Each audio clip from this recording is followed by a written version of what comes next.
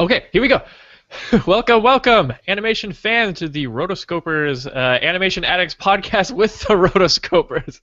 I guess it's been a while since I've last done it. Anyway, episode 125. We've got Disney, we've got DreamWorks, Pixar, Don Bluth, Cartoon Saloon, and everything in between. I'm your host, Mason, and I'm here with my lovely co-hosts, Morgan Stradling and Chelsea Robson. Say hello. Hello. Hi, friends. We want to welcome you if this is your first time listening or watching, and if you're a recurring watcher / listener, then welcome back. We love you guys. If you don't know what the format of the show is, it's really easy. Think of us as your three nerdy animation fans who love animation.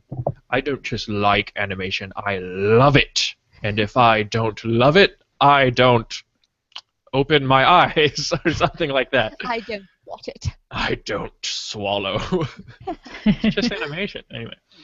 And so basically if you close your eyes and imagine yourself on like a comfy couch in like a cool like living room with all these animation paraphernalia around you, and we're all just sitting there talking about animation together and what we love about our favorite animated films, this is the show for that. And so basically we review mainly we review one animated film per episode, and today's is Song of the Sea. We've got an amazing show for you. We're going to go off on all sorts of fun tangents and hopefully get some quotes going and some really crappy fake Irish accents.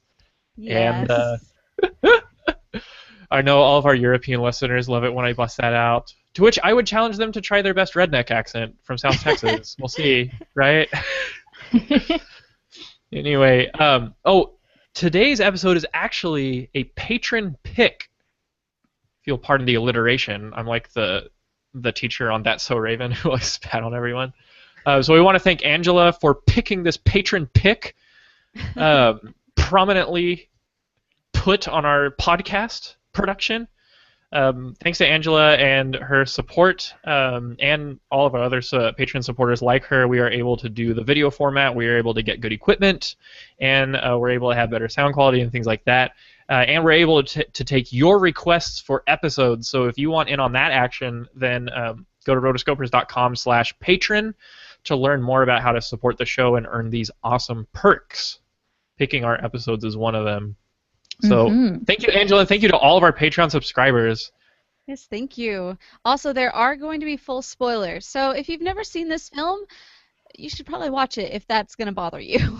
Spoilers.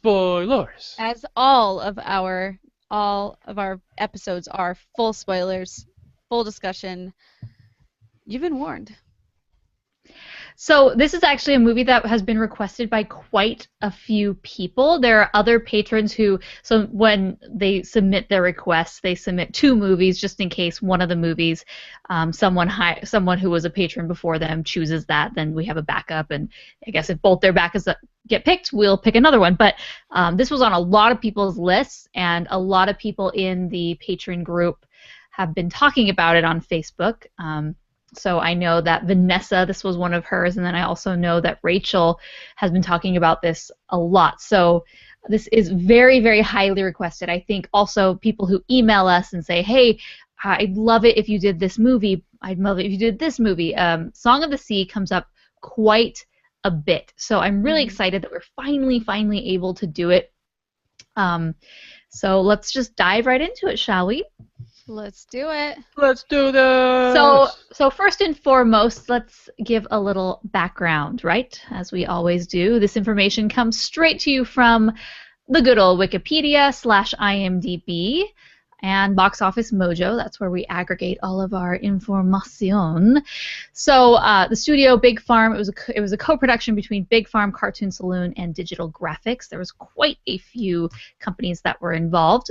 Cartoon Saloon, we'll let Chelsea talk a little bit about their origins, but the director was Tom Moore.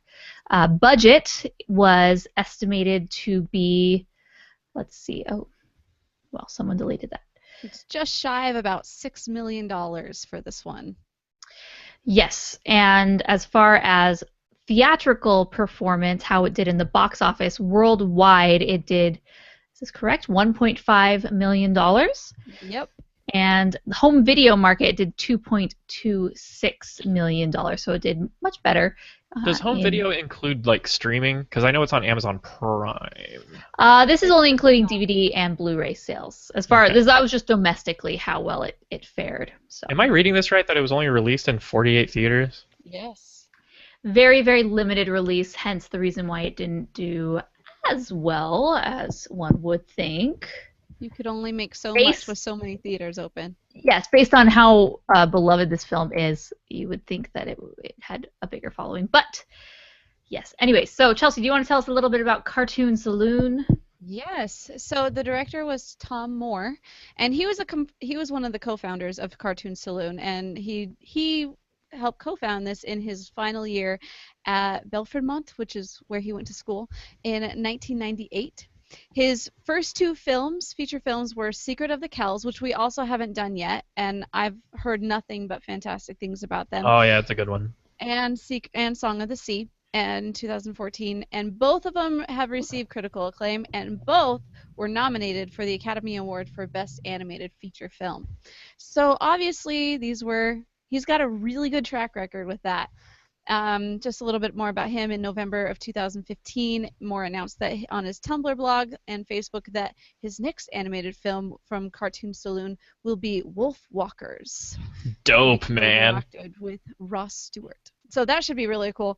The thing that I thought was really interesting about this was, as we were mentioning before, the budget was just shy of $6 million, and most of that budget came from the Irish Film Board, which I didn't know that they had a film board, which, hey, I'm really glad that they do, because then this movie probably wouldn't have been made. And like I said, it was only released in about 48 theaters here domestically. I didn't have a lot of information that I could find international releases or anything, but it did about half and half here and there. And another thing, the release date was December 19th, 2014. And in the U.S. In the right? U.S., yeah. And I think one of the other main reasons why it didn't fare too well, even in those 48 different theaters, was because in the family film demographic, that was the same week that it went up against Annie, the new modern adaptation of the musical. And Night at the Museum, which was the final film for Robin Williams. So those are really hard to overcome. Really hard. So interesting. That's almost everyone I've met that has seen it is obsessed with it. Yes. Yeah. It's very interesting. We do have in our voicemail section, we have a lot of love for it, and we do have some others who see the other side of the coin, so that is good. Ooh, the dark side. It'll be interesting to see how all three of us, what our opinions are. Yeah. This was my first time having seen the movie. I remember when it came out, I really did want to go and see it, just was unable to get myself to actually go at that point in time, so I never did see it. And then when it was released, I just never got around to seeing it. For those who would like to see it, we'll include a link to purchase it, to rent it on iTunes and Amazon. But if you are an Amazon Prime subscriber, at least in the U.S., this is part of Amazon Instant Video, and you can watch it for free. So no excuses there if you're a member of Amazon Prime. Yeah, absolutely. So while it was probably transparent from the get-go how I felt about Angry Birds movie, I don't think I'll be able to tack down my rating for this film until we actually get down to the moment of it in the podcast, because my brain right now is just this swirly twirly pool of gumdrops about good and good and bad about the film. And I was trying to integrate a quote from Elf in there. Didn't work. So anyway, I heard it coming and I liked it. I really admire Cartoon Saloon. I'd be willing to bet that Wolfwalkers has something to do with Irish mythology, but who knows? It could be something like Skinwalkers in the U.S. So going back very quickly to the budget, or I think we totally brushed over this, but the budget, let's repeat, was $6 million. Yeah. We have no excuse, that we've seen movies with even bigger budgets than this that are very horrible, don't look good. This is beautifully stunning. Yeah. So it's quite shocking that they were able to produce it on such a low budget by today's standards, and it is unanimous, like very beautiful, and it looks high quality. It doesn't look like it was made on a budget in the least, at least from my perspective. Dude, I feel like all the cool art that they put into Secret of Kells, they just did it ×2 with this film. They really surpassed themselves, and I was super impressed by the artwork. So was I. That was one of the first things that I noticed and continued to notice as the film went on. So I decided You know what was to the first thing that I noticed? What? That the mom was a sea witch. I knew from like the first 5 seconds. I was like, the song, the long hair, the cryptic speaking. I'm 30 seconds into this film and I already know what's going to happen. Oh, well, I did come up with my own little plot summary for this. Ooh. So, a young Irish boy, Ben, learns that the stories his mother told him as a child of fairies, spirits, and shapeshifters are more fact than fiction and must use them to save the magical world and his little sister. Well, look at you. You should be a synopsis writer. Fancy. That's an actual job, isn't it? I'm sure it is. Someone does it somewhere. Most of the things I saw on IMDb were like by unanimous. I'm like, well, this is mine. Well, very nice, Chelsea. So I think first thing we should talk about, which we have been a little bit, is talking about the art style. So this is a 2D animated film, and it in a time where we don't see much of that anymore. So it's kind of a breath of fresh air that we're able to see 2D animation, but this is far from the typical Disney animation 2D that we, Western audiences are used to. It's much different than even Studio Ghibli films and their aesthetic. And I really love that Cartoon Saloon has their own unique look to them. Oh yeah. Closest thing to it, it's kind of very modern in a way and stylized where it could be akin to some of Cartoon Network's oh, dude. style, but was I the only one who... Well, okay, raise your hand if you've seen Secret of Kells. Morgan, have you seen it? I've seen it, yes. Okay.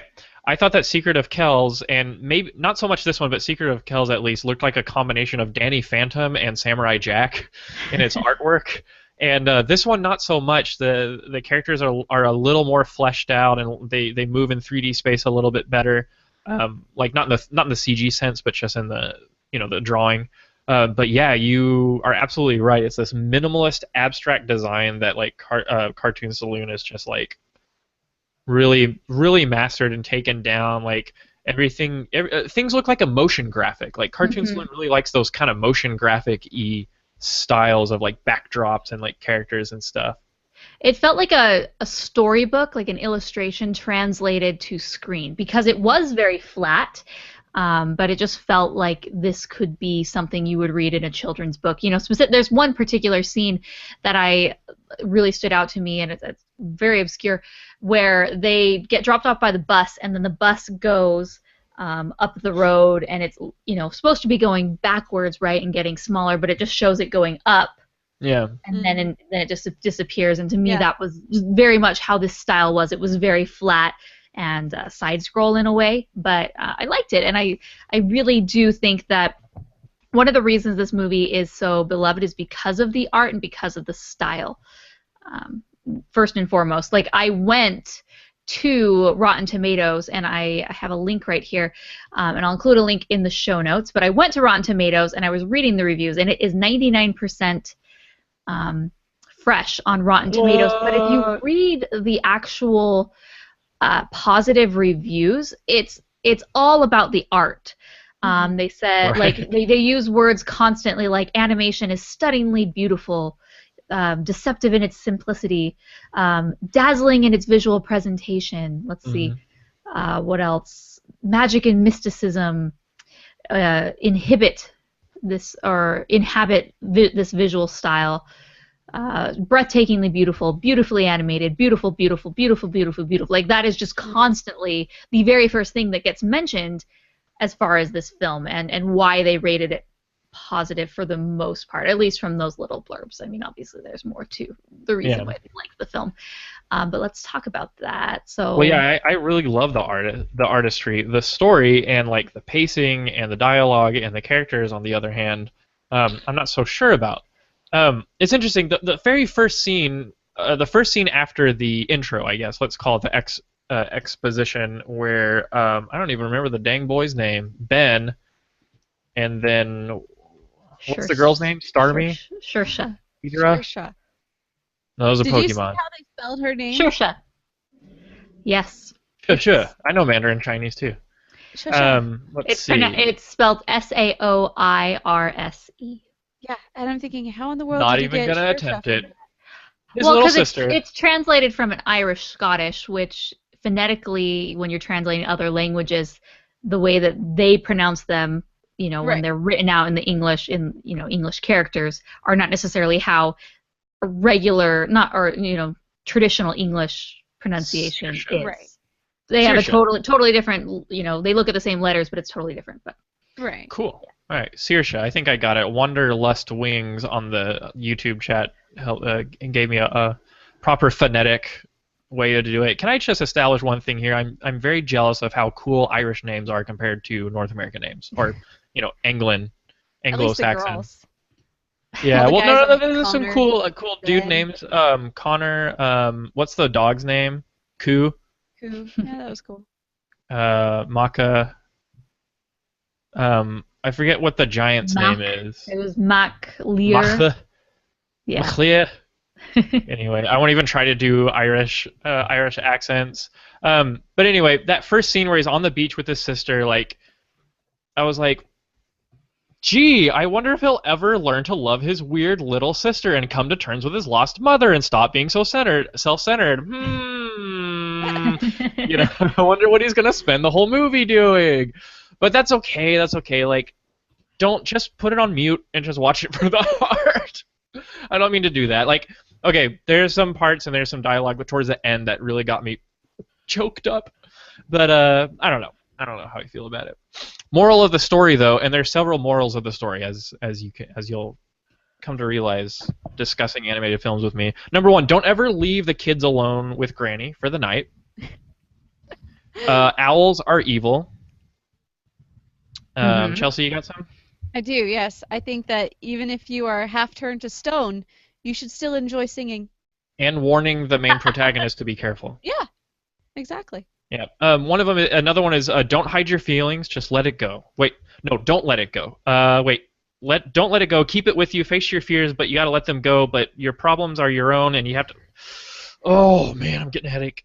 How about I don't know, just love your something little about sister? your problems and don't do drugs, and that's what I got from the old lady.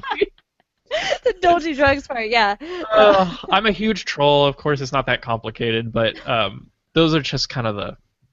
Oh, and of course, gosh, what's the really important one? I'm blanking out on it. Love your little sister. Dealing with grief.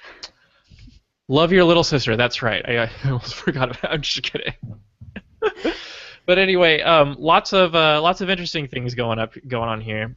Can I also just say that if I was at the beach and I just looked up and saw like a bunch of seals up on the surface just staring at me with those beady eyes, I'd be freaked the F out. Like, the seals are so creepy in this film. All they do is stare at you. The big ol' eyes, just At least they have smiles. Especially since they haven't been seen in those parts for quite a long time. And it's like Yeah. so many of them. There's like 50 of them just staring at you. Anyway, Weird. bad day at the zoo, I guess. Anyway, but yeah. I like this film because it's rife with these like little details. It has a lot of foreshadowing at the beginning. Mm-hmm. There's a lot of foreshadowing, a lot of interesting parts too. Here, I have a question though. As far as going along with the creepy vibe, would you follow specks of light into what would I call the west wing of your house and put on a coat that glows? When you put it that way, yeah. If it turns me into a sea lion. Yes, let's do this. It was just okay. So the part where she's like following those things, I could totally see myself as a young girl doing that, just 'cause like as a kid, I was very much in my own little world and like loved all these like fantasy type things. Like, oh yes, I'm gonna go do this. Yeah. So I would have done it, but at the same time, like you think about it, like what are you doing? Yeah. I don't know if I would show this to young children because I don't want them to, put on a little cloak and like go splashing around in the ocean at 2 a.m. But In a storm. in a storm, yeah. Like Anyway, dives in. um, also kind of discussing this film, I think this film would be a lot more engaging to me if I actually knew anything about Irish folklore. Yeah, I think that is one of the things that is both a positive and a negative. One, on the positive side, it's very cool that we get to see these legends and folklore that may not be be familiar with, right? So we're being introduced to a new culture, their legends, their way of life. Very, very exciting and cool. However, I felt that the way that it was presented didn't give you enough explanation for the uninitiated. So I felt very confused at the very beginning of the film. It took me about 30 to 45 minutes to finally feel that I was invested in the movie. I felt that there was just a lot left unsaid, not in a good way. I felt confused and disconnected from what was happening, especially because at the beginning, there's the story about the fairies, and then the mom, and then she dies, and then the boy and the girl, and then the grandma randomly comes and takes them away, and there's this big journey to the city, and then she plays the little shell, and it brings these fairies back, and then they go find them, and it's just like all these steps to ultimately get to the part where, oh, she is key to helping free these spirits. So, you know what I mean? And so it felt very convoluted at the very beginning just to get to the point of the movie. I didn't get that for me. And I guess, like, I was watching it kind of thinking maybe it would, but as I was going through, I could kind of feel it. It kind of has this way about it. It's like when you're reading a story as a kid, you just accept it. And so it's like, okay, so this is happening. And I could kind of see, like, especially when the grandma came, like, I was totally expecting her to be, I couldn't quite determine whether or not she was the mother of the dad or the mother of the mom. And if it was the mother of the mom, I'm thinking, no, she's the sea witch, because he keeps calling her the witch, Yeah. And so I wasn't quite sure, like, is she, who is she? Cranky? Yes. Yes. A little Meet the Robinsons there. Yeah, so I felt like there were a lot of these moments, and I did feel like I kind of just went with it. Mm-hmm. And if you go into it expecting a lot of explanation, you're not going to get it, and so that's going to be frustrating. So in those situations, I just it felt very much like a Studio Ghibli film in that way, where it wasn't, they go at their own pace and they don't care, and there's not explanation. You just are kind of thrown into the world. I thought this was Studio Ghibli, like, going into it without looking into it. Like, when we were first talking about it, I thought it was a Studio Ghibli film, just because I hadn't really looked into it. Mm-hmm. So I guess that's why, another reason. Like, I'm fine with, like, an Odyssey style kind of, like, traveling story where we meet strange creature after strange creature after strange creature, and by the end, my interactions with them have changed me for the better. And I'm the hero. It's just that, like, I got confused as to whether I should, like, emotionally care about these characters or not. Like, they all looked really cool, like old naked man in his beard dude. I'm assuming he's wearing something underneath, but we don't know. Have to look into the folklore.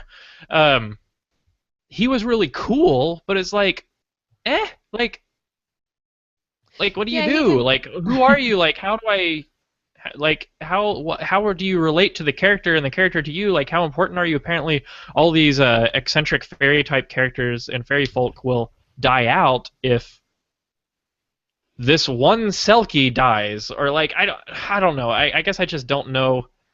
I guess I just don't know the lore, I suppose. Yeah.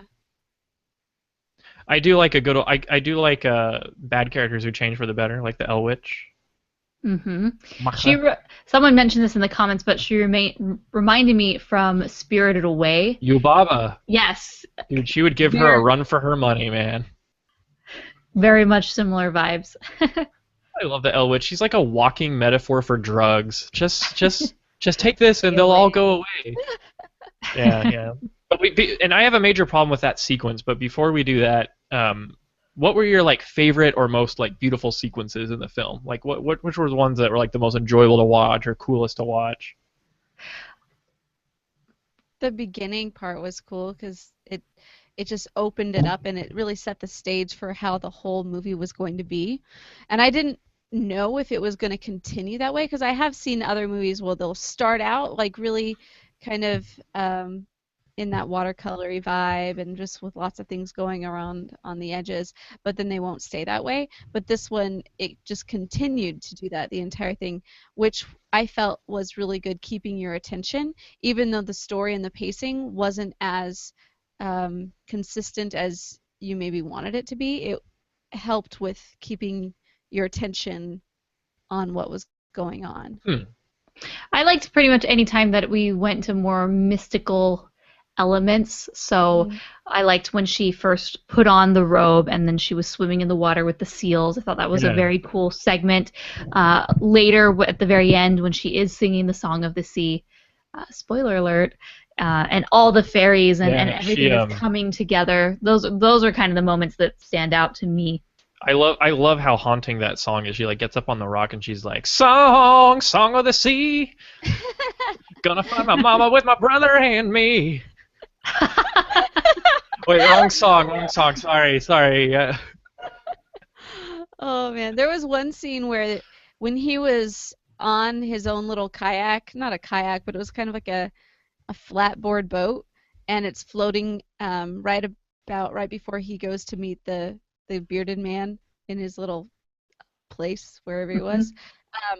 I liked that sequence just because you were looking down at him, and he's just laying on he just decides to lay down, but you see all of the swirliness all around him as he's floating down the river, and the all of the magic is pushing him down. I liked it. Yeah. I really think I enjoy. Yeah, I think I'm with Morgan. I really liked the first sequence with the girl sneaking out and being a Selkie, and then I really like the ending part and the part with where they see the mom at the end. Spoiler alert. Is both sad but also pretty happy.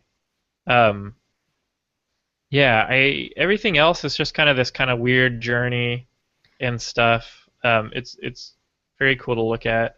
I like when the mom's like explaining everything at the beginning and telling this story to Ben, and everything's kind of like so these like motion graphics that like Cartoon Saloon does, and it's all pretty beautiful. Did you get? So they do go and visit quite a few places in this, and it kind of gave me a vibe, kind of like Wander Over Yonder, where was that the movie? No. Over the Garden Wall. Excuse me. Yeah. It reminded me of Over the Garden Wall, where you're just kind of like going from location to location, and there's new craziness that happens, except for this, instead of being in little well, I mean, yes, probably length was probably the similar when you add them all together, but it seemed like every 10 to 15 minutes we were at a new location with something. Either someone was giving us information, or we were doing something to help find the sister, to get the cape, to whatever. But there were quite a few little stops along the way, checkpoints, if you will, which reminded me of that. I got a lot of Over the Garden Wall with this. Yeah, it's kind of got that kind of journey thing, and I don't know. Here's a question I had. Was it, I mean, it was made clear that the mother died, but it wasn't made clear. Yeah, until the end. I mean, you assumed as the viewer that she had died, because it's not discussed again. The characters are not attuned to what happened, so it's not until the very end we realize she didn't actually die. So so when she wanted to take a long list of questions which we can discuss at the end of things that don't make sense to me. We will try to answer them for you. Did you ever think that, like, maybe this goes along with the questions you're going to ask, but if the mom wanted to take Saoirse away but gave her a choice at the end, does that mean that she was going to kill Saoirse and like drag her into the afterlife? Because that's basically where she was. That wasn't my question. She was in Selkie heaven. Well, that's one that I have. I guess I'm not Irish enough. Well, we've had one, yes, but what about second breakfast? Sorry, I'm speaking Hobbit, not Irish, obviously. Anyway, here's one of the big. Obviously, looking at Ben. Okay, and then I have another thing. Like, who was the giant? Is the giant the dad? Is the giant Ben? Is Ben like the giant? Who is the Elwitch? Is the Elwitch literally the grandma, or is it more like a symbol? Or is she? Or when I saw that when they walk in and it's the same music that was playing as the grandma's house, and how similar she is to the grandma, I was like, I got it. This whole thing is just a pipe dream. Like these kids like stumbled into a can of catnip or something, or took some weird stuff, Europe, and this is just a big trip, and this is like a dream, and he's gonna wake up and he's gonna wake up on that rock by the ocean and be good and be okay again, but it wasn't.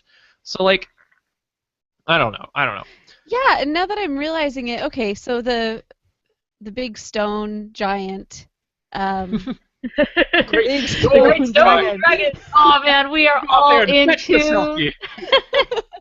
The fate of the fairy folk rests in your paws. So did I mention I was the great stone giant? So the great stone giant, he's basically the dad, and it's a mirrored image of what happened with the dad and his mom, because the dad is totally depressed and is still depressed ever since the mom died, and so he's just kind of dead inside almost. Because his heart has turned to stone. A frozen heart, perhaps. Perhaps. The trolls are like, we can help you with that. Why didn't the fairy folk just bring in the trolls? That's true. Because then they would have made it way too complicated. And so, yeah, I now that I'm seeing that, the whole thing was a mirrored image of what had happened to the mom, but it just really is kind of messes with the mind, because was she giving stories of the past or telling stories of the future? Oh, it's all an eternal circle, it's one of those circle of life kind of things. Rachel in the comments says the giant is the owl witch's son, and then Dean says, yeah, that's right. They established that. Yeah, Dean says it's symbolic, two storylines running side by side, real world and fairy tale, and the kids are able to cross the curtain. Yeah. Rachel also says the owl witch has been bottling people's feelings to protect them like her son. Well, that's what I'm getting with. Don't steal my thunder, Rachel. I'm getting to this, but. But yeah, that's exactly what I wanted to get into, which was one of the main messages from the film. And it's almost I'm going to make almost a direct quote from the film. If someone could take all your pain away, would you let them? If you could change your pain, would you? But anyway, what makes me so angry is that Ben is still a jerk, and he says, "No, it just makes things worse."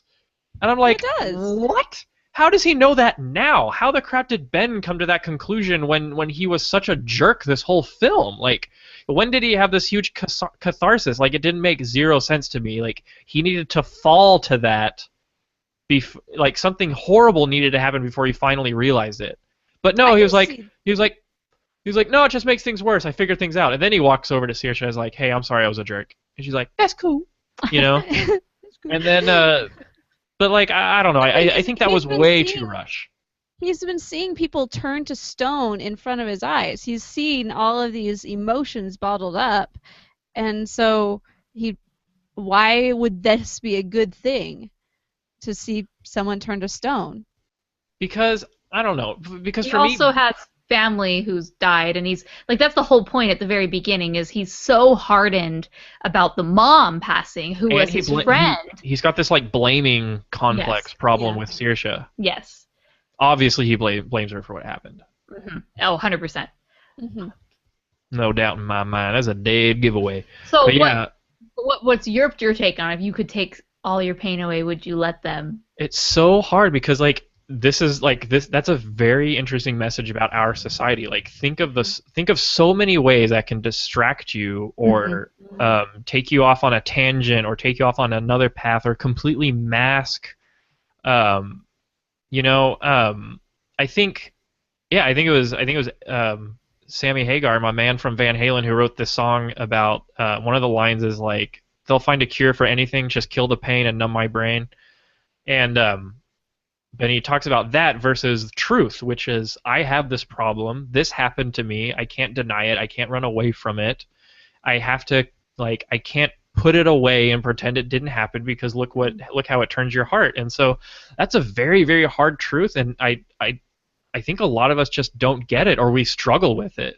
You Mm-hmm. know, I think all of us listening have had like huge tragedies in our lives that we've had to deal with, and it just doesn't do any good to bottle it up. Um, and sometimes, and it's also going into this kind of parental protective thing where it's like, should parents allow their children to go through horrible pain, um, or should they try to protect them by maybe taking a shortcut or resorting to some drastic measure? And I'm not trying to make any kind of statement on things like depression and medication and stuff like that. Mm-hmm. It's just this, in the broad sense, it's an interesting question to ask ourselves. If someone could take all of our pain, all of our sorrow away, would you let them? And there's many levels of that. There's like spiritual, there's like there's like the redemption factor. Hmm. But does that even erase the memory? And you get into forgiving and forgetting kind of things. Is it good to forget your pain, or is it good to have it with you to learn from it? Like, it's very strange. I like wise old Rafiki, who says, what is it? The past can hurt, but the way I see it, you can either run from it or learn from it. Mm-hmm. And then he tries to whack Simba, and he's like, haha, you see? You learned. First of all, I'm going to take your stick. Not the stick! Where are you going? Your Matthew Broderick is It's so good. The great kings of the past look down at us from those stars. Oh, man. But yeah, it is a challenging conversation, and I do think there is a differentiation between just masking that pain, which is not getting rid of the pain altogether. The pain is there, and whether you're doing that through whatever sort of substance or item that you want to mask your pain. Addictions too. Yeah. And then there's a whole other level of, which I think is letting the pain go while still remembering the memory and learning from it, but not having to live with the pain. Because I don't think that's what this world is about, that all this stuff happens to us and we just have to live with the pain and deal with it. I really think that the pain can go away. We can learn from those experiences and we can be at peace. But we just have to go about it the right way. We can't self-medicate to think that that's a solution. It's really confronting those fears or those situations in our life that are causing us trauma and pain and whatnot. And with Ben, it was really letting go of his mother. He had so much grief, and he wasn't able to forgive anybody. And I think at the very, very end, he is able to do that by seeing her. Now, not all of us have this opportunity to see dead ones and actually talk to them and get the situation, but in that situation, Service as well. it worked for him. Aw, service. No, it's true though. Like, he served his sister, and like he That's true. decided to be what he needed to be. When he Number one remembered rule how in the this- mission. Well, it's- President, I don't like my companion. Have you served them? Never do that. Well, I just, and when I think about pain and these different things, especially when it's happened in my life, I kind of look at it like it's like when you break a bone, or the mental image I have is like when you've broken your bone, and you can either just ignore it and let it hang there and kind of go around it and just use your other arm, or you just like kind of try to overcompensate from in other ways, or you can go to a doctor, you can have it examined and take the necessary steps in order to fix it. And so in that way, it may take time. In fact, it almost always takes time to get over and to work through and to be able to cope with these things. It takes time to heal, Yeah. and that's okay. And that's one of the things that I've learned in my life, for sure. Yeah. Yeah. Not to be mad at yourself, or because it doesn't happen overnight. Like, shouldn't I be better? Shouldn't I just And it's also about overcoming your fear of remembering and your fear of the problem, because if you notice, Ben is deathly afraid of water throughout the film. Uh-huh. It's not just that he doesn't want to get wet; he gets panicky, and then he just gets pushed in by Saoirse so that he can do the. At one point, he has to go into a well or something and talk to or whatever. But anyway, yeah, it's Water just equals death to him. yeah, it's just water does equal death to him. See, that's what I like about Um, this film is that the themes that we're able to discuss, you know, and I think that's why a lot of this does resonate with a lot of people, is that not only the visuals, which we've talked about at length, but also the themes and the messages that it's able to convey. Yeah, and there's like micro stuff in there too, like tiny little details, like the seashell from which the Song of the Sea emits or bursts forth. You know, there's a spiral motif. The lighthouse stairs, they resemble the shell's spiral. Of course, you can notice the giant very early on in the film before they even mention him. I was like, that's kind of weird. Um, and then there's also this part where like there's this like crazy foreshadowing where it's Saoirse puts on the cloak, and does something, and basically like all of the cast at once feel her presence or feel that something's about to happen. They cut to everyone, all these mysterious characters, and I'm like, whoa, whoa, whoa, who are all these people? Anyway, and then also I got this, but when Saoirse, she's like going up the stairs or down the stairs in the lighthouse, and her shadow is the profile of the seals instead of just her.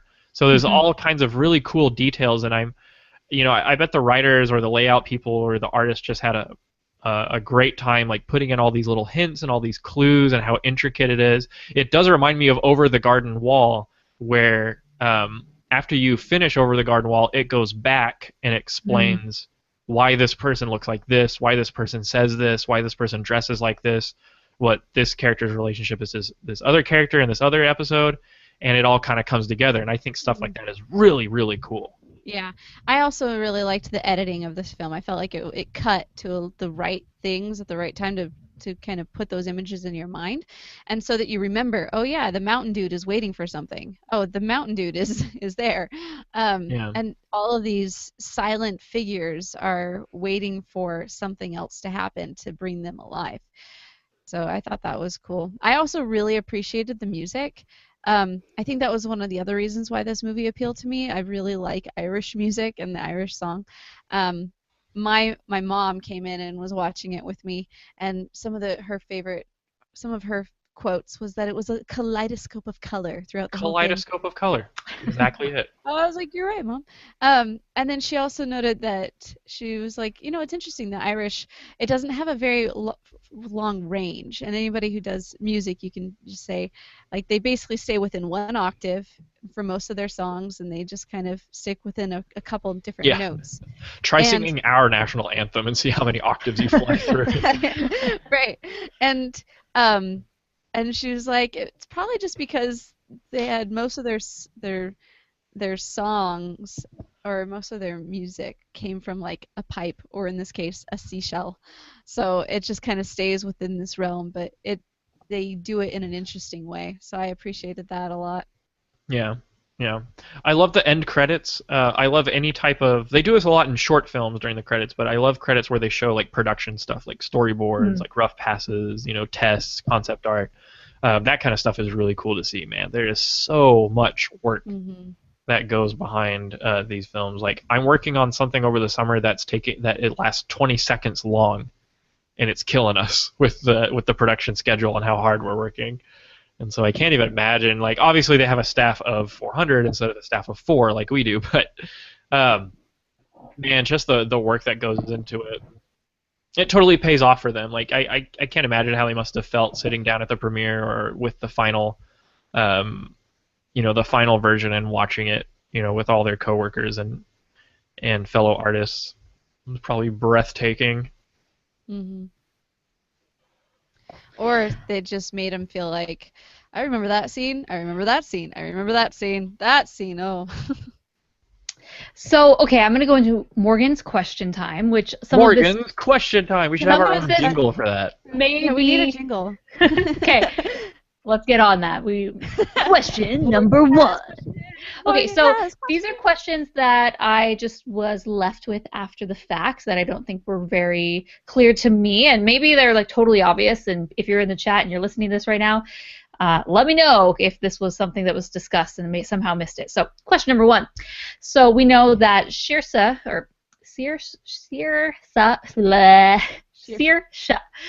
is part Selkie and part human.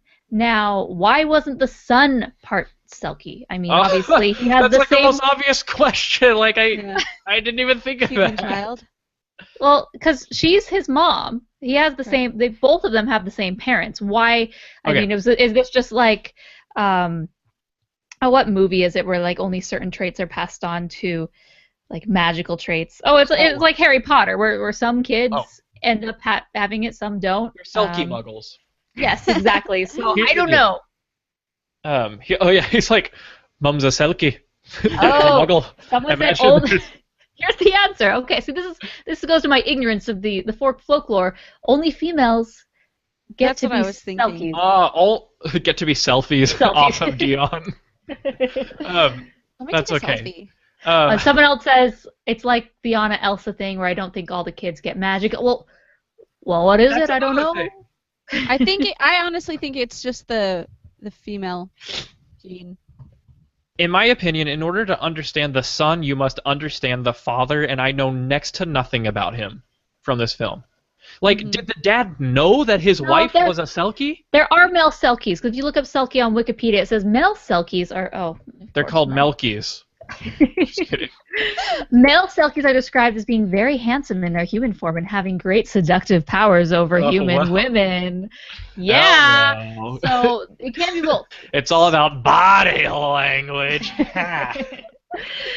So, anyways, that was just a question. Obviously not important to the story. I agree. It's one of those things where just because one parent has it doesn't mean you're automatically that. But I mean, he should be, right? Because she wasn't human, so. He has to be half. But the dad, even though his skills aren't manifesting or his powers, he doesn't have powers, but he still is half Selkie, right? Even though she is not a human. So literally a human and a Selkie had a baby. So you can't say that he's 100% human because you know what I mean? Like he's half Selkie, half human, right? Because she wasn't human. Here's the deal. But just who was the dad? What was his motivation? One, I can spot Brendan Gleeson's voice a mile away now. After all those Harry Potter films and after Secret of Kells and all that. Was he in Secret of Kells? Yeah, he was in Secret of Kells. He was the father. He was the abbot. Yeah, that's right. Abbot Kell. But anyway, just like, did he know what he was getting into when he married her? Yeah, that was my other question. Yeah. Why was the mom with the dad in the first place? And did he know? I don't think he did know, because it becomes very clear throughout the end that he I think he did. Either he knew and he was suppressing it, or he just had no idea. I think he did, because when it goes to the flashback of her going into the ocean, she's like, "I'm sorry, I have to save our child." And he doesn't have to know what that means. He looks really confused. Yes. I feel like he did, though. I feel like he was like, "No, don't," Yeah. So, okay, but why was the mom with the dad? So she was with him for a long time, and she just finally realized, I have to leave to save the child, and by saving the child, I disappear. I felt like that wasn't very clear. Like, what truly happened to the mom? Like, was she planning on staying with the family the whole time, but because of she had to leave to save the daughter, that she couldn't come back?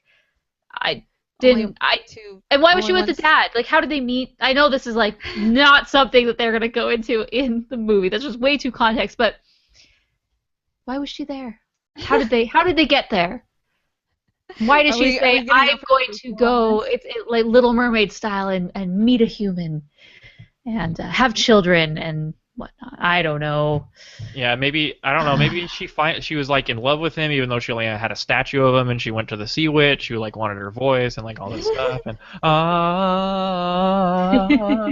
keep singing. Oh, and then at this point in time, the Sea Witch is coming after her and was going for her first child or her. So she had to save the child, so she gave her. I have another question. Okay. Why was Saoirse? I can't say this name. Saoirse. Why was Saoirse the only one who had to sing the Song of the Sea to free the fairies?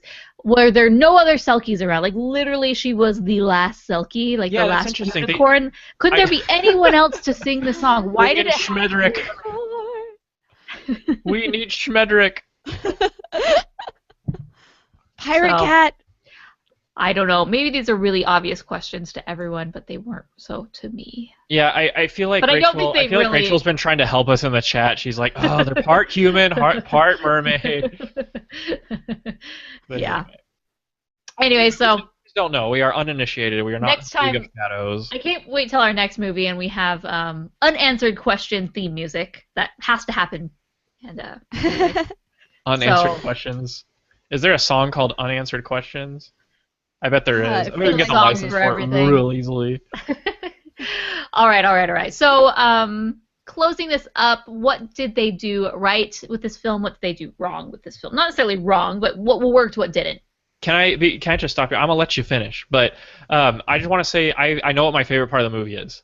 Tell My favorite us. part of the movie is when the grandma's looking for Saoirse and she opens the bathroom door and she's freaking out. It's just a shot of Saoirse in the shower with her coat. She's like, "What?" She's like With, so the gangsta. water She's just going like, over. I love it. I took a screen cap of that because I watched it at work last night, but I got to go to work to get it. But it's like the funniest freaking frame ever. But anyway, what they did right is that going along those lines, what they did right is that they made it really cute. It is hard not to like Saoirse. She is the cute as a button. She's just a little marshmallow, just running around. Then she ages unnaturally, and then she's dying, and then it's so sad. I was like, please don't do Grave of the Butterflies. Please don't do Grave of the Fireflies again. Don't make me go through that again. But anyway, yeah, that's pretty much it. That's what. Oh no, they got a bunch of stuff to like. They got the art. They got a good mixture of danger and humor. If you're the kind of person who really likes these like very eccentric characters that they run into, and all this stuff, I think that's what they definitely did right. Like very high quality animation and art. Mm-hmm. So I feel like the music was fun. I mean, it's well implemented. I liked it. The kaleidoscope of colors.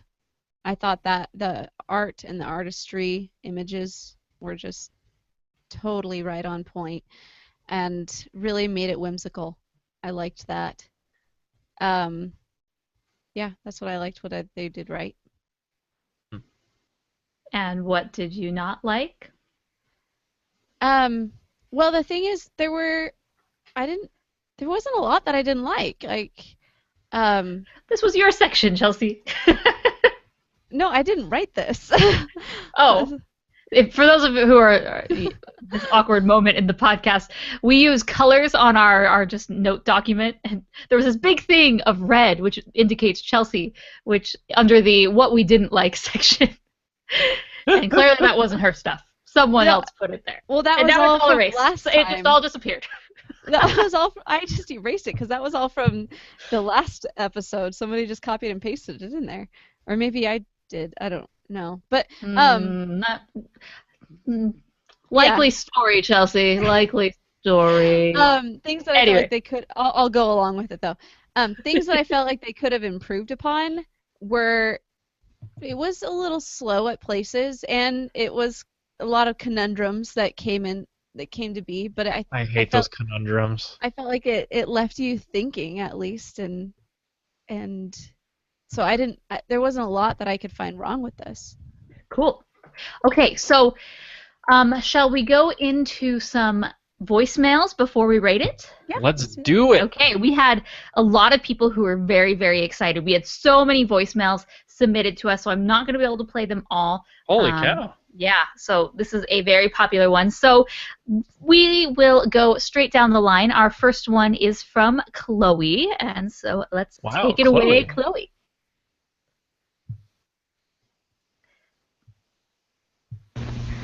Hi, Rotoscopers. This is Chloe, and I'm Hi, so Chloe. excited that you guys are reviewing Song of the Sea. This is one of my absolute favorite animated films, and I don't feel like enough people have heard about it, so I'm hoping your podcast will help it reach out to more people because I love it so much, and I think it deserves as much attention as it can get. I remember when I first saw it, I was just blown away by it and how gorgeous everything was. I think that every single frame is just so beautiful and has so much detail in it. And I love the characters. I think they're really sweet and lovable, and the designs are great. And I think the story's really great too. It's just original and touching, and I love that the Irish folklore is intertwined into everything. I think it's so cool. This is definitely a 5-star movie for me, and I hope you guys enjoy it too.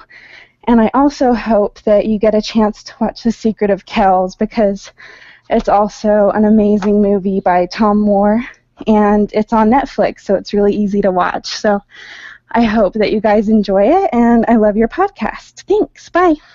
Aw, Thanks, Chloe. Chloe, we love you. And that's interesting. Wow, 5 out of 5 stars, huh? Mhm. We have a winner. Yeah, I have seen Secret of Kells, and I'm just gonna say right now, I liked Secret of Kells more than I liked this film. It was close, but I enjoyed Secret of Kells more. From a movie watching experience, I enjoyed Secret of Kells more. I just think it was a little better put together than like story wise. But that's not to say that I think this film is garbage and the other one is the best movie ever. Like, not at all. I just think that if I had to compare the two, I enjoyed Secret of Kells better. Okay, next one is from Jack. Take it away, Jack.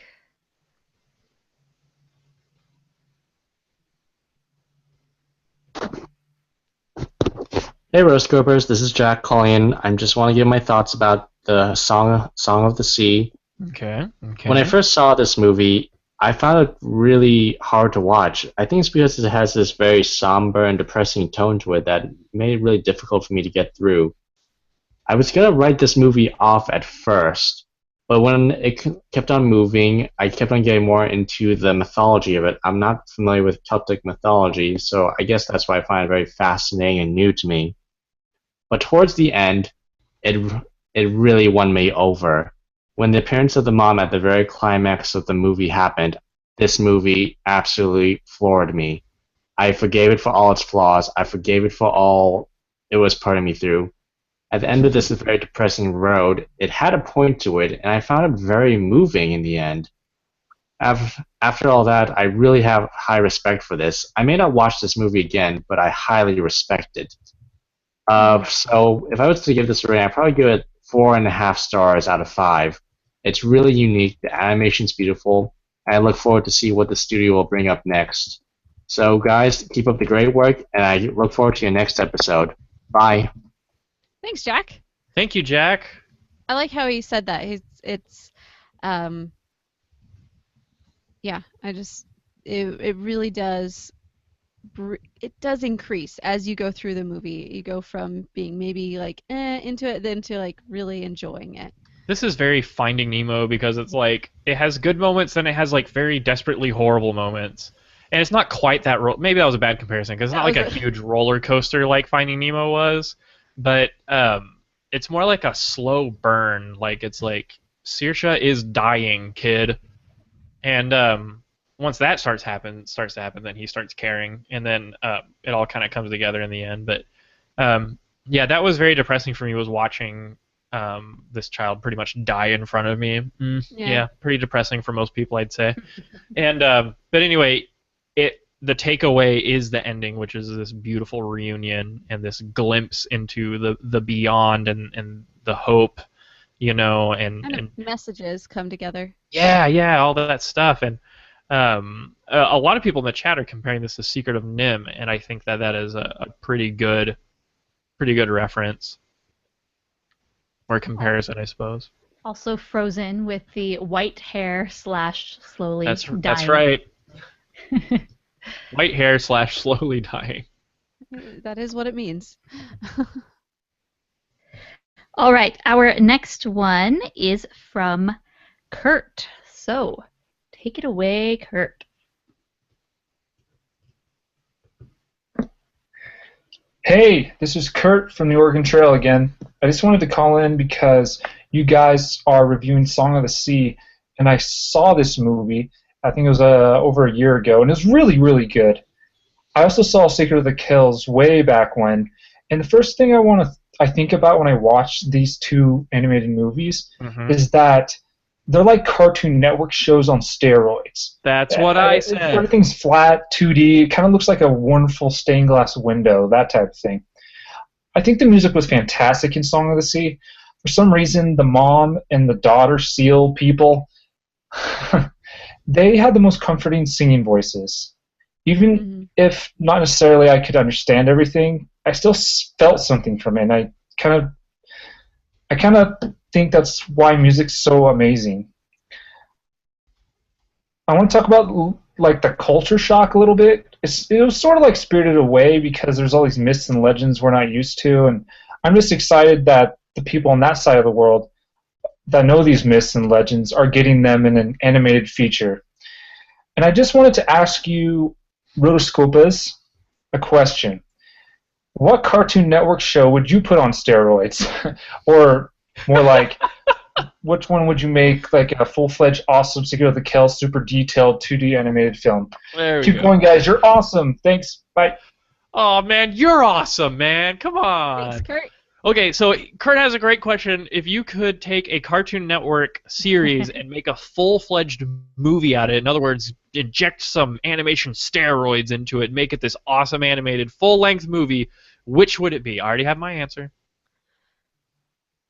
Oh, this is a hard question for me because I don't have Cartoon Network, and so I'm gonna bow out. I wouldn't be able to give a good answer. I agree as well, because I didn't grow up with cable, so I didn't watch a lot of Cartoon Network shows, and I don't watch the current one. So Mason, take this one away. Yes. Honey Bravo. Hoo-ha. Hey, little mama. How about you pollinate with a real bug? But anyway, let's see. Yeah, oh, you know what I would do? You know how everyone loves like mashups, and stuff love like that? them mashups. Everything has to be connected, and all this garbage. But let's just do that with Cartoon Network and make a basically Super Smash Brothers, but a movie, but for Cartoon Network. So have everyone from the Cartoon Network, like cartoons, Hanna-Barbera, everything that they own, just kind of come together and battle evil. We could have Ed, and Eddie joining up with Scooby-Doo and Courage the Cowardly Dog, and then we could have the old school guys like I Am Weasel and Cow and Chicken show up. We could have the Flintstones. Maybe the old Hanna-Barbera cartoons are jealous of the new cartoons and are waging war with them, so it could be like Cartoon Network Civil War, and then Adventure Time, and then, of course, because he, stupid. But I'm just kidding. Not really. But anyway, I think that something like that would work out, or Samurai Jack movie. I asked Jendy Tartakovsky about a Samurai Jack movie, and he didn't deny that it was happening. Ooh. So, drop the mic. Yeah, don't go to your blog with that one. I don't. Well, no, it was on our interview that's on the YouTube, so you can quote it. All right. Next up, Rachel, who I know has lots of opinions about this. Hi, Rotoscopers. So I'm really excited that you are reviewing Song of the Sea. Song of the Sea is a special movie for me in my life because when I saw it, it wasn't that long after my cousin had died, and she left 2 little boys. And so when I saw it and seeing Ben's struggle and his dealing with his grief, it really meant a lot to me. And I remember I sat in the theater and I literally just like sobbed for a couple minutes after the movie had ended. And it's one, though, that has become richer for me and deeper for me each time I've seen it. I love, of course, the artistry is beautiful. I love the music in it. I think the whole lore and the Celtic lore and the mythology that they create is really, really beautiful. To me, it's like a new sort of Secret of Nim. And it's one that I just appreciate more and more each time I see it, and I really love it. So I hope you guys do too. And just curious, have you ever had a movie that really connected with you in that kind of personal way, and that felt like it was sharing a personal experience that you had, like I did with my cousin in this movie? So anyway, curious for your thoughts. Thanks. All right, so she wants to know, is there a movie that we've all connected with at some point in time where it was basically living your life? It's an interesting one. Yeah, there's been different movies, not necessarily animated, but there's been a lot of movies that have had different moments that really hit you hard. Yeah, I can't remember the ones right now. Anybody else have any ideas? Can I open up my soul for a little bit here? Just this once. The year was 1998. The movie was Winnie the Pooh, The Search for Christopher Robin.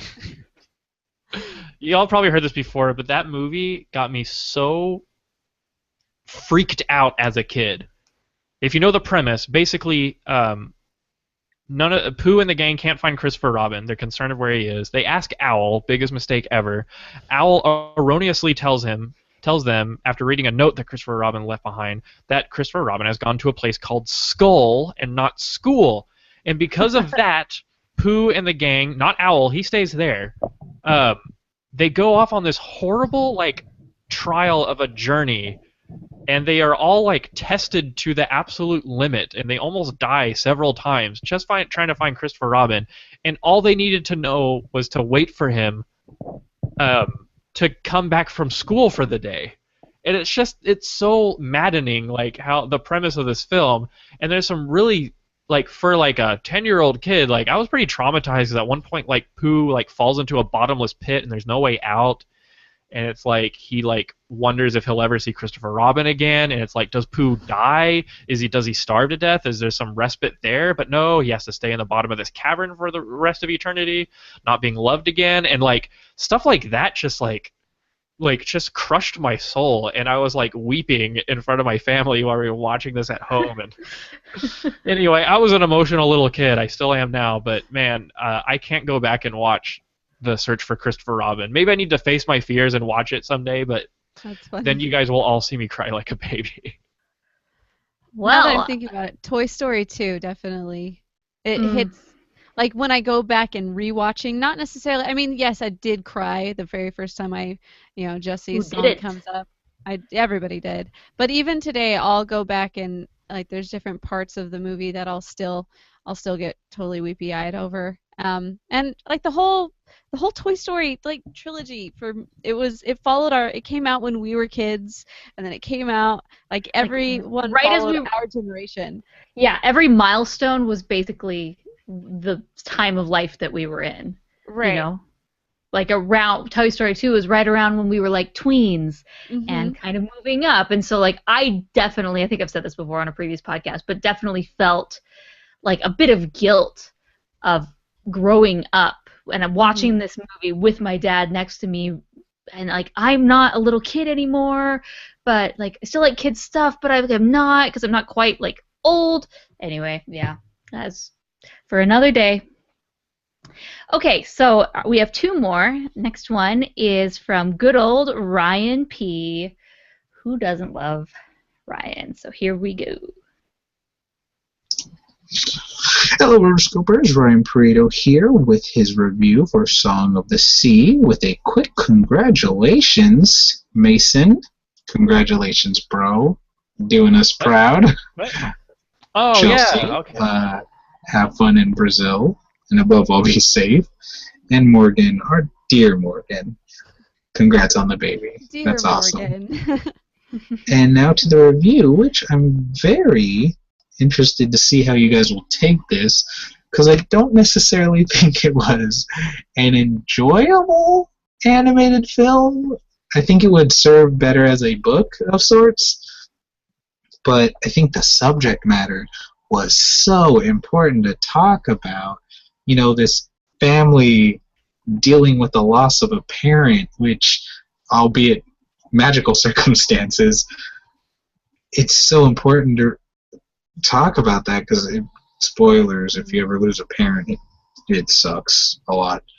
But, we're tied to them through that love and ceremony and tradition they impart on us while they're with us. And I think that was a really cool thing that they went over. Mm-hmm. And I don't necessarily know if I enjoyed the film, but I'm giving it 4 out of 5 stars. And, thank you guys. Have a good one. Thanks, Wait. Ryan. All that and you still gave it 4 out of 5 stars? Yep. You're a kinder man than I. But yeah, it's I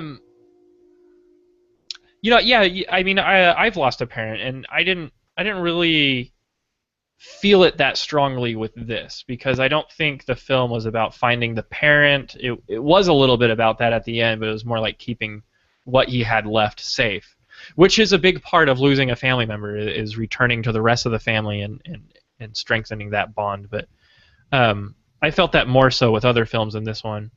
But one of my personal beliefs is that our family members who die, they don't really go away forever. We'll meet them again someday. And the part at the end with the with the climax and seeing the mom again and everyone being together again for as brief a moment as it was, that was really, really touching with me. And I mean, I even have a friend that I'm working with in at A&M who he's not very emotional, but he told me that he like flat out was weeping during that part. I didn't quite get to that level, but it's interesting how powerful that sequence is, and it's definitely says a lot about the production team for this film, like really tacking down those emotions. Mm-hmm. I'll agree. All right, last one for today is Tanya. So take it away. Lots of newbies Tanya. today. Yes. I know. Fresh meat. Hi Rotoscopers, this is Tanya from Melbourne, Australia, giving my quick thoughts on Song of the Sea. Crikey, I'd like mate. to begin by saying that the presentation in this film is absolutely beautiful. I really liked how it was set in the Irish coastline as opposed to something as grand and majestic as, a castle in a faraway place or a city bustling with people. It really emphasizes the isolation that is normally felt in small Irish towns, which allows the audience to just sit down, relax, and just take in the scenery, which is something I appreciate a lot in this film, especially how it's directed more to kids. It really teaches them about the appreciation of nature and patience. Also, the animation, I really like the approach that they did. They really took advantage of the 2D medium and tried to use it to create a storybook film feel to the story they're expressing, how everything is just flat and 2D, especially the backgrounds. The backgrounds just, if you take that out of the film, that is an artwork in itself. It is absolutely gorgeous to look at. I think that's about it. Also, Morgan, congratulations on your little bundle of joy. We got another addition to the Rotoscopers family. I can't. Awesome. Aw. That was fun. Thanks. So glad to have you guys.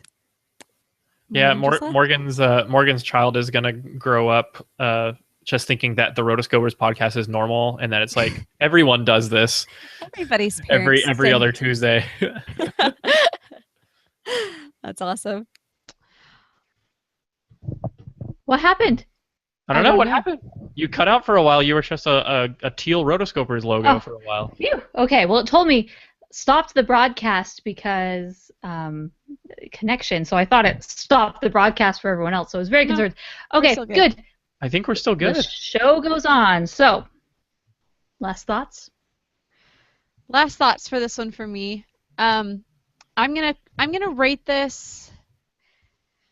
I'm gonna go 3.5 stars. My overall enjoyment of this was actually really high. It didn't inspire me to want to watch it multiple times though, but I really did like it, and there wasn't a lot that I can take away from it. Only it just resonated at that 3.5 level for me. So that's where I'm gonna take it. About you, Mason? I really enjoyed the film. 3.5 stars.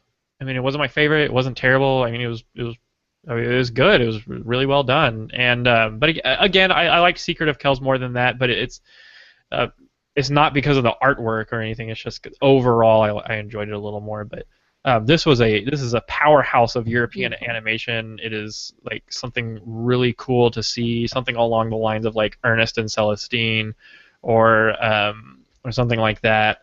And I hope that this film will encourage other like art houses to make animated films like that aren't afraid to go into like lesser known mythologies and legends and stuff like that, because it's cool. It makes for cool material.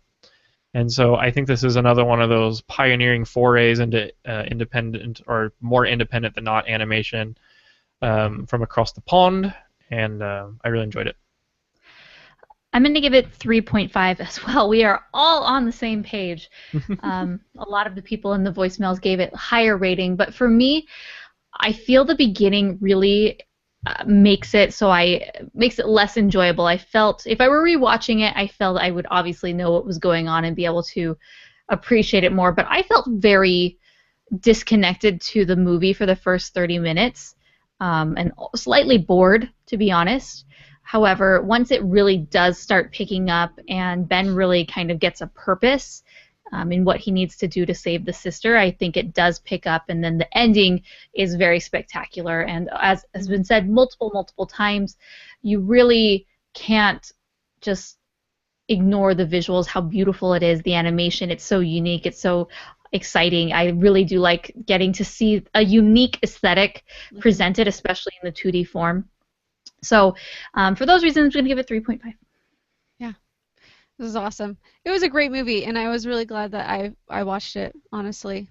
So if you guys have any questions, or if you want to tell us what you think, you can go to rotoscopers.com/125 and be sure to comment and leave your reviews there, thoughts and opinions. We always love to be able to comment back and keep the conversation going. And also, if you're going to be tweeting about this episode, make sure to check out, use the hashtag #AnimAddicts or #AnimAddicts125. We also have voicemails. Like, we had so many voicemails. Thank you so much for sending out so many voicemails that were... Yeah, it's so fun to hear from y'all. Yeah, and there was just a lot of really poignant ones too. And so I love being able to get to know more of the community that is joining us here. So it also really makes you feel like you're a part of it too. Big shout out to everyone who joined us live. Oh, yeah. Both the chat on the website, rotoscopers.com/live, and the chat on the actual YouTube page were hopping. There were all sorts of people in there, lots of conversation. We did our best to answer your questions, but sometimes there's just so much conversation that you guys are having between each other that it just zooms away, and you know, we're trying to have a discussion as well, so it's hard to keep up. Yeah. But I think that's really exciting, is that, you know, you can come and you can join us live. We try to be very consistent with when we do the podcast. Tuesdays are our normal day, but it's not unheard of for us to bump it to Wednesday, which had to happen today. So next episode is in 2 weeks. It is scheduled for the Tuesday, and we are going to be doing Finding Dory, which Chelsea and I saw yesterday, which is actually the reason we had to bump the podcast. Just so when you do see that movie, it comes out this Friday in the United States. I'm sorry if it won't come out in your country yet by the time we do record that podcast, but please send us your thoughts, because I'm just going to give you a little tidbit or a little sneak peek. I was not excited to see Dory in the least. Was not excited when this was announced. Was not excited on anything that I saw trailer-wise. I was just not invested in this movie. I was really expecting it for just be a rehashing, kind of replaying. I mean, the name even indicates that it's kind of similar, right? Like a person is lost, or we have to go back and find. It is very, very surprisingly enjoyable, and I really like it. So I'm excited to talk about that in 2 weeks. And then after that, we will also be doing The Secret Life of Pets. So those are the next 2 movies that just happen to come out. So see those in the next little bit when those come out, because that's what we'll be talking about basically for the next month. New animation, woohoo! So also send your voicemails. You can go to rotoscopers.com/voicemails, or you can call us at 406-646-6575. And then also we have our Patreon, as we mentioned earlier. You can go to Amazon, rotoscopers.com/Amazon, rotoscopers.com/Audible. And all these are ways for you to help support the podcast so that we are able to bring more content to you. Also, rotoscopers.com/store. We still have some shirts, and they are very heavily discounted. I think they're about $6, which is basically the cost of the shirt plus shipping. So we would like to just get rid of our surplus of shirts. So if you would like to buy a t-shirt, now's your chance. Go check it out, rotoscopers.com/store. It helps support the show as well. Lots of ways. And then, of course, if none of those are doable for you at this point in time, just tell your friends. Yeah, and leave us a review on iTunes. We did have a new review that came out yesterday. We had Dungitty468 who said, "You all are amazing," and gave us 5 stars. And he says, "I enjoy listening to the podcast whenever I have the chance." So thank you so much for leaving that review on iTunes. We really appreciate that. Yeah. And then also we have our social media outlets. So you want to find Morgan, you can type in Morgan Stradling on almost anything, and you can find her. Same with me, with Chelsea Robson, except on Snapchat, where you have to do Chelsea M. Robson. But hey, it's all worth it, because I'm going to be slapping my hand in the face forever. Anyway, Mason, you can find him, Mason SMTX, on basically everything. And then MasonSmithPortfolio.com. Have you been updating that lately? I haven't had time. I'm going to have a ton of new material to put on it at the end of the summer. Awesome. Okay, cool. He's a busy boy.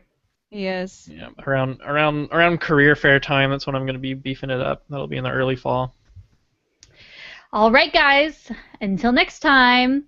We are the Rotoscopers, who can never get that in sync. You know, we'll figure it out someday.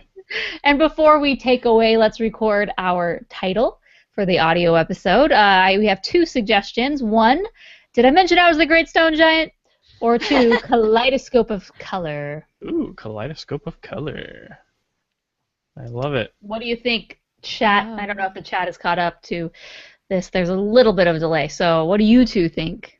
Kaleidoscope of Color. My mom would be very proud that her quote got. Aw, that'd be cute.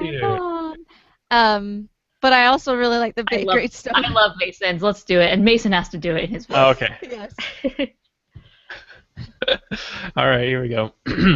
Everybody ready? All right. You're listening to the Animation Addicts podcast with the Rotoscopers, episode 125, Song of the Sea. Did I mention I was the Great Stone Giant? Your face. That's amazing. All right, folks. My face is beautiful. Thanks for joining, and until next time, bye. See ya. The Rotoscopers, bye.